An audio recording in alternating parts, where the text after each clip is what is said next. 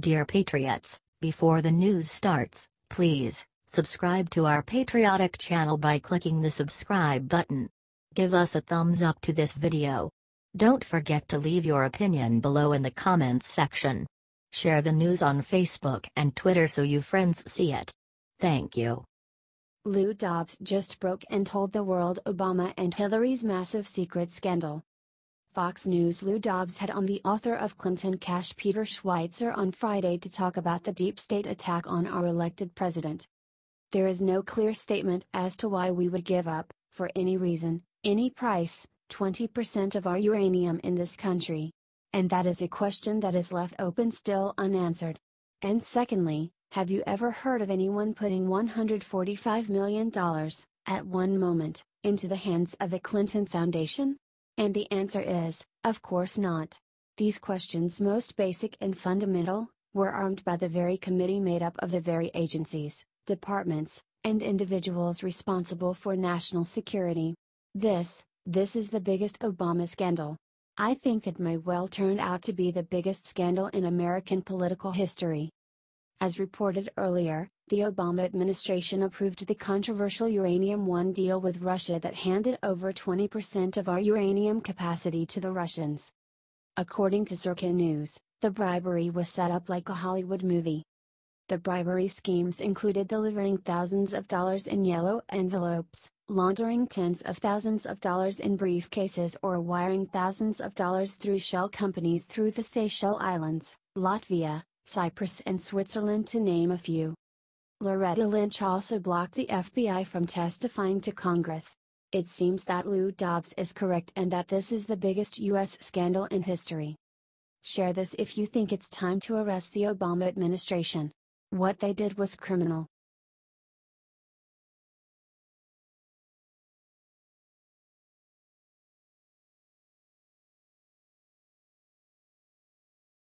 Reporters just asked Mattis dumb question, what he said next left their jaws on the floor.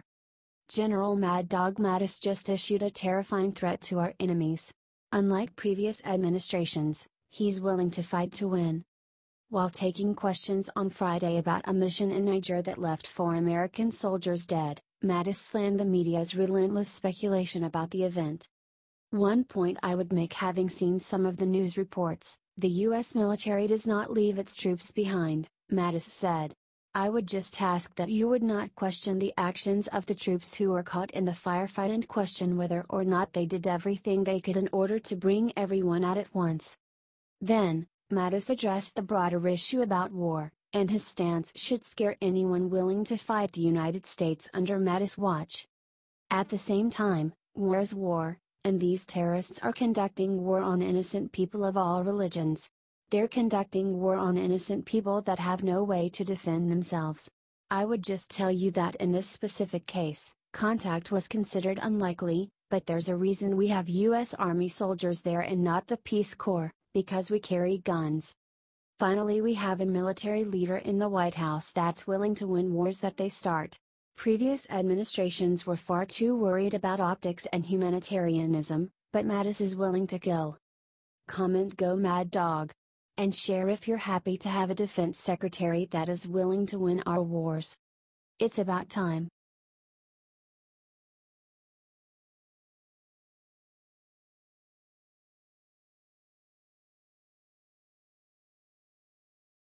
Rachel Maddow just went too far. She's in hot water for sick thing she said about Trump. Rachel Maddow went too far.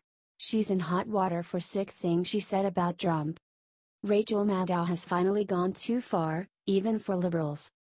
This week, in the aftermath of an attack that left 4 Americans dead in Niger, Maddow tried to tie the attacks to Donald Trump's travel ban.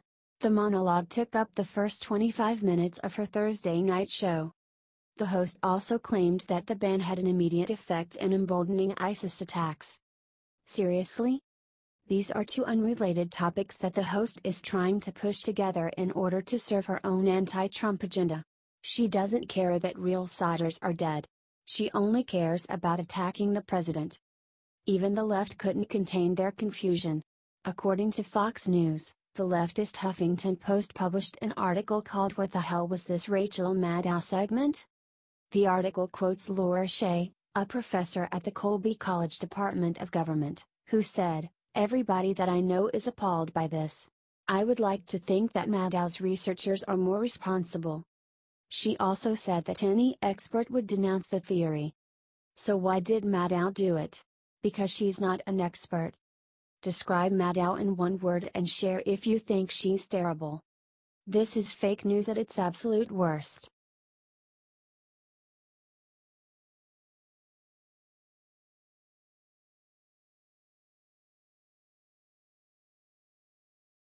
Trump just pulled out this piece of paper and pissed off every terrorist in the world.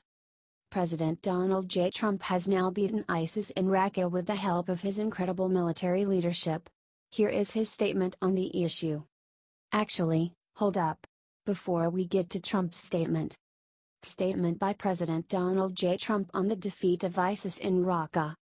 I am pleased to announce that the Syrian Democratic Forces, our partners in the fight against ISIS in Syria, have successfully recaptured Raqqa, the terrorist group's self-proclaimed capital city.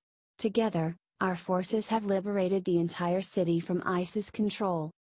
The defeat of ISIS in Raqqa represents a critical breakthrough in our worldwide campaign to defeat ISIS and its wicked ideology. With the liberation of ISIS's capital and the vast majority of its territory, the end of the ISIS caliphate is in sight. We will soon transition into a new phase in which we will support local security forces, de-escalate violence across Syria, and advance the conditions for lasting peace, so that the terrorists cannot return to threaten our collective security again. Together, with our allies and partners, we will support diplomatic negotiations that end the violence, allow refugees to return safely home, and yield a political transition that honors the will of the Syrian people. One of my core campaign promises to the American people was to defeat ISIS and to counter the spread of hateful ideology. That is why, in the first days of my administration, I issued orders to give our commanders and troops on the ground the full authorities to achieve this mission. As a result, ISIS strongholds in Mosul and Raqqa have fallen. We have made, alongside our coalition partners, more progress against these evil terrorists in the past several months than in the past several years. I commend all of our coalition partners for the sacrifices they have made in this noble effort. Therefore, as we recognize this military accomplishment, we also pause to honor our servicemen and women and all they have given to protect us and all civilized people from these modern-day barbarians. Today, we reaffirm that ISIS leaders, and anyone who supports them, must and will face justice. Share this if you are glad that Trump is at the helm. He is fighting every day to make this country great again and to save the world from the horror of ISIS.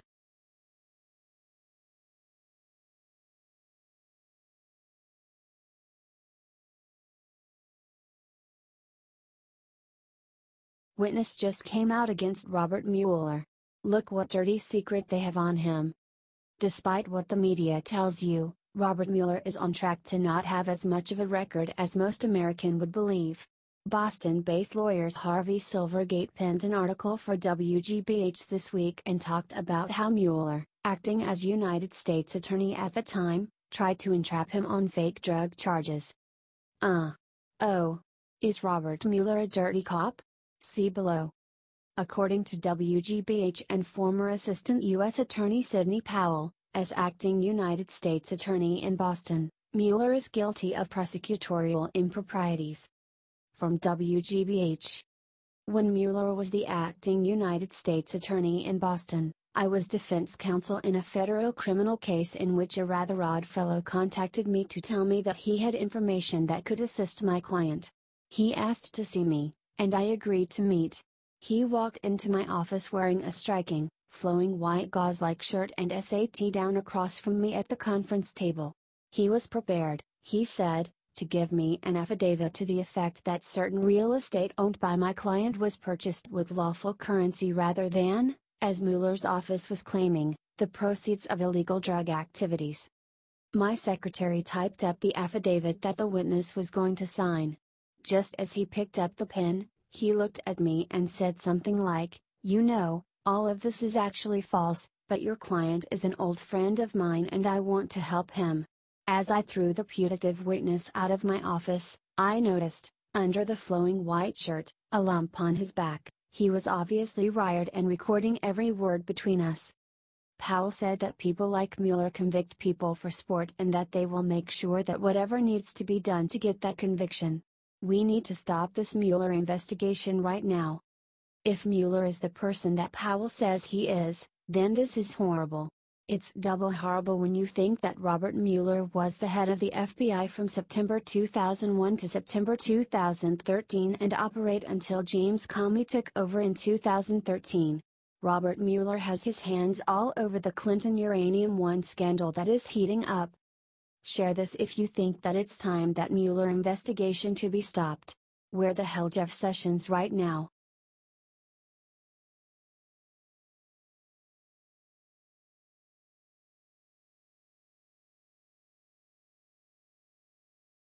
Fail.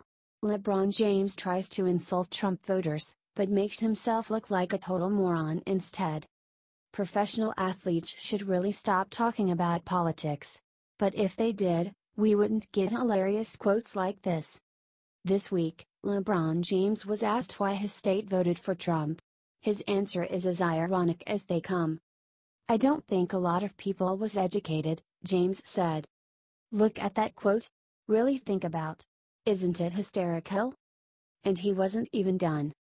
People are just not educated, on either the individual or what's actually going on in the state of the world right now.